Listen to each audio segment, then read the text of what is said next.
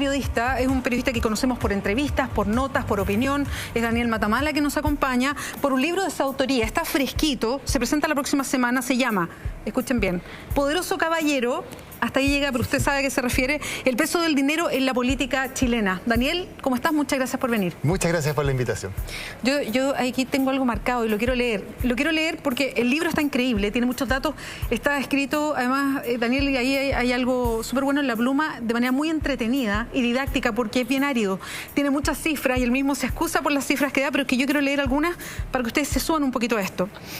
En el primer capítulo dice algo como: el 0,1% más rico de la población tiene ingresos per cápita 214 veces superior al 99,9% restante.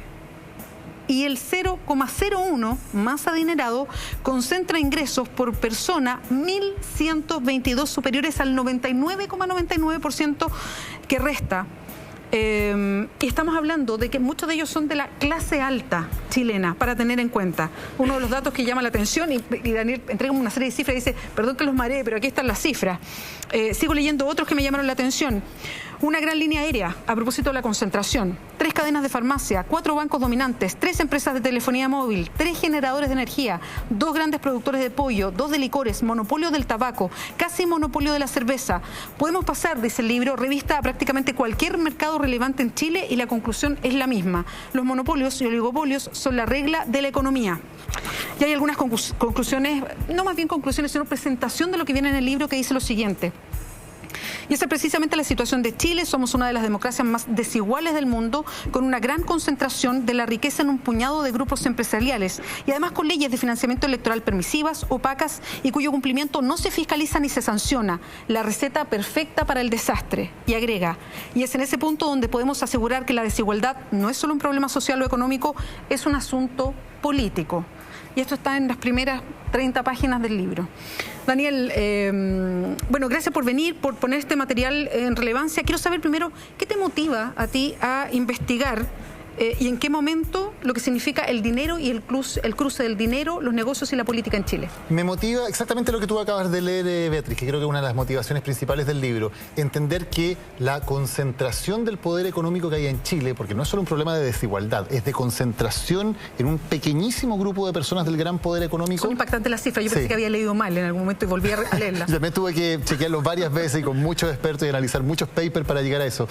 Esa concentración tan fuerte es un problema político, porque el poder económico, y esto te lo puede decir cualquier sociólogo, siempre va a buscar convertirse en poder político, siempre va a buscar los intersticios por los cuales meterse en el sistema y convertir el poder económico en poder político. Entonces, si tenemos un país con una concentración tal de ese poder económico y no tenemos ninguna barrera efectiva para impedir que ese poder económico se traduzca en poder político, tenemos la captura de la democracia como un riesgo inminente.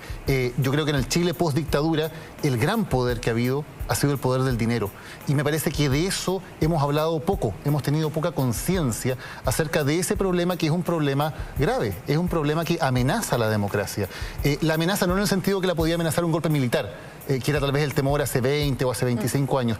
La amenaza en el sentido de convertirla en un cascarón vacío, en una mera formalidad, en un ritual, pero que el poder real no esté en ese poder formal, sino que esté en otra parte. Y creo que esa es una gran amenaza, es un gran riesgo y es muy importante que tomemos conciencia de él para actuar en consecuencia.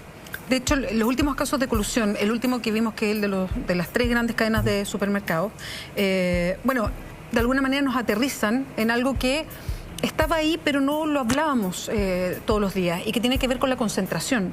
O sea, no solamente que hay colusiones, sino que si uno mira distintas áreas de la economía, la concentración es de un 95% en 2 manos, de un 95% en 3 manos. Tú lo mencionas ahí súper claro, y es un tema que se aterriza después de los casos de colusión. Todo este conjunto, todo esto que hemos, lo voy a poner así, que hemos dejado hacer, tiene una raíz en la legislación, una legislación pobre para todo esto. ¿Cómo fuiste cruzando y de qué manera sacando los datos que están puestos acá?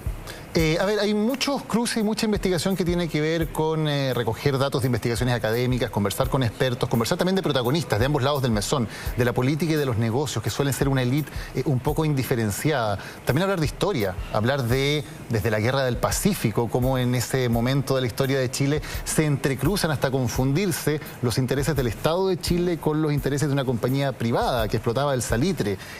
Cómo en los años 60, por ejemplo, los intereses de compañías privadas chilenas y norteamericanas son absolutamente decisivos en presionar al gobierno de Estados Unidos para tomar acciones en torno a Chile. Son intereses privados, son intereses de negocios que de alguna manera están afectando lo que pasa en nuestro país. La propia implantación del modelo neoliberal por los Chicago Boys no es solo una ideología, son también intereses. Hay grupos económicos que tienen relación con los Chicago Boys y que son los que están en condiciones de obtener un rapidísimo control de la economía cuando ésta se liberaliza de manera drástica como se hizo. O sea, hay intereses que están involucrados a lo largo de toda esta historia y que logran entrar en el poder político por medio de muy diversas formas, desde el soborno, digamos, brutal y directo, hasta la convicción, hasta el financiamiento, hasta poner a personas cercanas a ellos en lugares importantes, hasta influir en el mundo de las ideas, que también es una manera en la cual el poder económico influye en lo que pasa en la política.